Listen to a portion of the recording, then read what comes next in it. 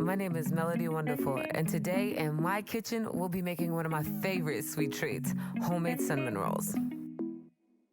First, we're gonna start with our dough ingredients. We have 2 cups of warm milk, 4 cups of flour, 2 1/4 teaspoons of active yeast, 2 teaspoons of baking powder, 2 teaspoons of salt, a 1/2 cup of granulated sugar, and a 1/2 cup of unsalted, softened butter. So the first thing that we're gonna do is add the warm milk to the bowl. It should be around body temperature and no hotter than that, so when you touch it, it should be not too warm. Then we're gonna add the melted butter. And then the sugar. Once we've got those 3 things in the bowl, we're gonna grab a fork and just mix them all together. Once the sugar has melted into the warm milk and the butter, which once again shouldn't be too warm. If it's too warm, it's gonna kill the yeast. We can go ahead and add the yeast. And once we get the yeast in the bowl, we're gonna grab that same fork and we're gonna mix it in. Now we've added the sugar to this mixture so that the yeast have something to eat. And the temperatures are very important. If it's too hot, it'll kill the yeast. If it's too cool, it'll take a really long time. But once we've got it all mixed in, we're gonna set it aside and let the yeast activate for 1 minute. It shouldn't take too long. After that minute, we're gonna grab our flour and gradually add it to our warm liquid mixture. I say gradually add it because sometimes it can take some time to get the lumps out, and it'll make it an easier process for you in the long run so that you don't have air pockets of flour in your dough. But we're gonna mix and we're gonna mix and we're gonna mix. So as we gradually add our flour, one of the things that we're looking for in our dough is it's gonna be fairly wet, but you'll be able to have some elasticity when you are putting your spoon or your spatula through it, kind of like this. So it's moving with you. And once we've got it at that position, we are going to take plastic wrap, cover it up, and let it sit for 1 hour. We're using plastic wrap so that the gas bubbles can get trapped in that the yeast are releasing, and once again, make sure it's in a warm place. Now, while we have that hour, we can use that time, and I'm gonna go ahead and butter my pans. A cool trick that I learned from Tasty was using the softened butter wrapper to butter the pans. It was a perfect, even distribution of the butter, and it's an amazing tip. Once we have them buttered, we can start our filling. Now there are 3 ingredients in our filling. 3/4 cups of light brown sugar, 3/4 cups of softened unsalted butter, and 2 tablespoons of ground cinnamon. We're gonna add our softened butter to the bowl. Go ahead and add our brown sugar on top of it and top it off with the ground cinnamon. Then we're going to take our spatula and we are going to work with it and mix it until it reaches a smooth consistency. It takes a little time, but the softened butter really, really helps. It should look something like this. It's beautiful, the color is golden, and it's really, really smooth. Now, once we finish with this, we should still have some time left over from that hour of waiting for our dough to rise. Now, I will tell you, making these cinnamon rolls, you're definitely gonna play the waiting game. But once that dough is arisen, oh my goodness. It's beautiful and sticky and puffy and ready for that salt and flour and baking powder. We're gonna start with our baking powder, our salt, then add 1 cup of flour and use our spatula to go ahead and work these new dry ingredients into the mixture. One thing that I always do is gradually add the flour, just as we did with the wet mixture earlier. And once I have these dry ingredients completely distributed, I'm gonna go ahead and remove the bowl from my kneading surface, flour the surface, and pour those contents onto the surface.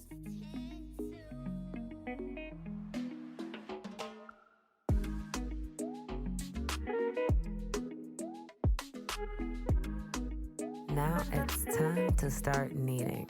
I grabbed a little extra flour and put it on the side. Now you don't want to add too much additional flour to the mixture because you don't want to dry out your dough, but the flour as well as the humidity and how warm it is where you are will definitely dictate how much flour you need.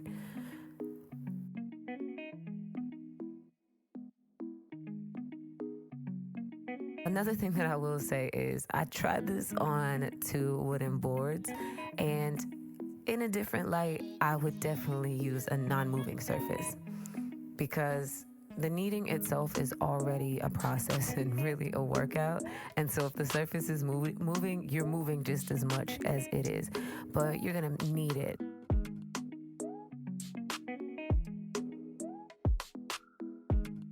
Now that I've got it to a consistency where it's not really sticking to my hands with the flour, I'm working with it. I'm pushing it out and pulling it back in, sort of creating a heart shape with my hands.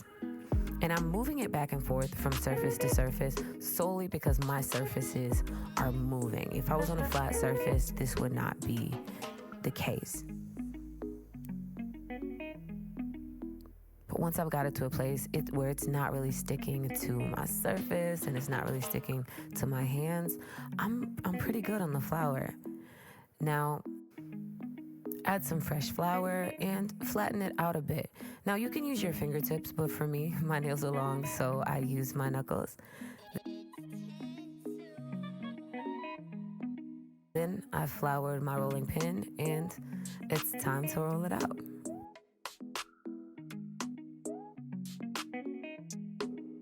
What we're going for is a nice, even rectangle shape. And one thing I will tell you about this whole process is take your time. It's really important.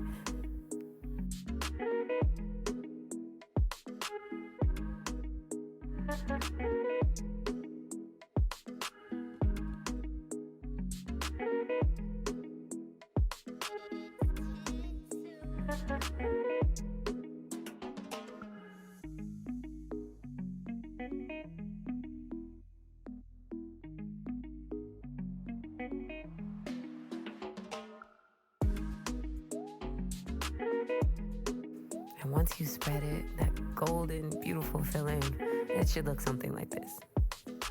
Now to make sure my roll is even, I'm going to cut off the extra ends from my rolling. I cut them off after I added the filling just so that I wasn't getting filling all over the place to make sure that my rolls were very clean. And now it's time to roll. So I used my scraper to pull my ends up, and I just worked my way down the roll, piece by piece, bit by bit, from one end to the other. Once I got it to the other end, I went back to the beginning and worked my way down again. And just really took my time to make sure that my roll was even. There weren't any air pockets in my roll as well.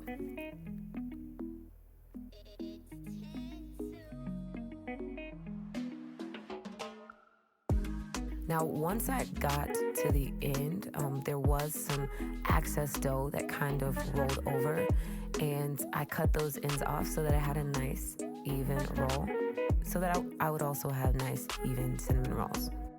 Now, to cut my rolls, I'm going to use dental floss.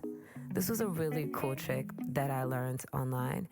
I'm going to go about 1 inch in, put the floss under the roll. I'm going to cross it, and I'm going to pull for a very, very even cut. Check that out. What a cool swirl. Now I'm going to do this until I've completed the entire roll.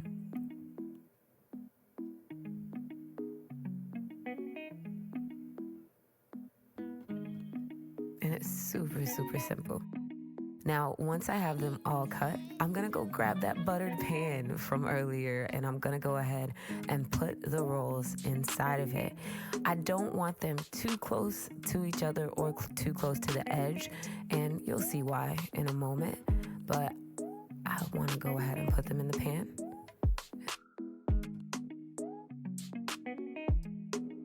Don't forget we've got 2 pans. And I'm going to cover them and sit them aside so we can play the waiting game again and let them rise one more time. Now I covered them with a dish towel and we're gonna wait for 35 minutes and then go ahead and put them in the oven. They should be really puffy like this and almost doubled in size. Once we've got them in the oven, we're gonna bake them for 25 minutes and go ahead and start our final process. For our frosting, we have 4 ounces of softened cream cheese, 2 tablespoons of unsalted butter that we're gonna melt as well, 4 tablespoons of milk, 1 teaspoon of vanilla, and 1 cup of powdered sugar. We're gonna start with our cream cheese. Go ahead and add our melted butter and our 2 tablespoons of milk. Then we're gonna take our whisk and mix them until they reach a smooth consistency. Once they've reached a smooth consistency, we can go ahead and grab our powdered sugar and gradually add this dry ingredient to the wet mixture. Similar process as the flour. As we gradually add it, it'll make it really, really easy to maintain a smooth consistency with no clumps. And once we've got all of our powdered sugar mixed in and it's nice and smooth, we can go ahead and add our vanilla. Now, that's a trick that I learned from Grandma to add the flavoring last. I don't know why, but Grandma's always right, so that's what I do. Now, once we've got it at a smooth consistency, we're playing the waiting game again. Those final moments for our cinnamon rolls to come out of the oven.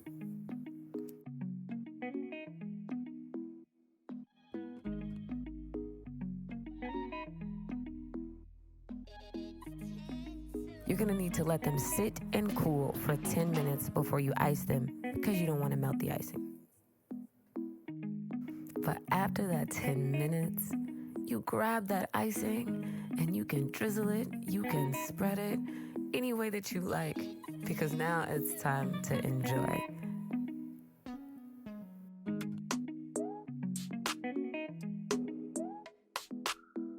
And these are my homemade cinnamon rolls.